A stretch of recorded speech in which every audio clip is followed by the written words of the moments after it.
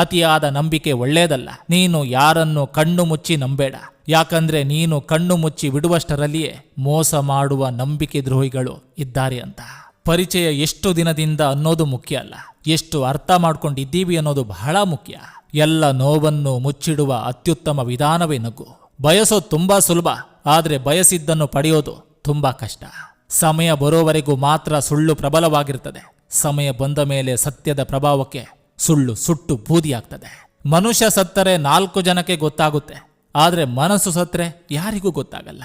ನಿಮ್ಮಲ್ಲಿ ಬೆಟ್ಟದಷ್ಟು ಒಳ್ಳೆತನ ಇದ್ರು ಜನ ಮೊದಲು ಬೆರಳು ಮಾಡಿ ತೋರಿಸೋದು ನೀವು ಮಾಡಿರೋ ಸಾಸಿವೆಯಷ್ಟು ಚಿಕ್ಕ ತಪ್ಪುಗಳನ್ನು ಮಾತ್ರ. ಕೇವಲ ತೋರಿಸಿಕೊಳ್ಳುವುದಕ್ಕೆ ಒಳ್ಳೆಯವರಾಗಬೇಡಿ. ಭಗವಂತ ನಿಮ್ಮನ್ನು ಹೊರಗಡೆಯಿಂದ ಅಲ್ಲ, ಒಳಗಡೆಯಿಂದ ನೋಡ್ತಾನೆ.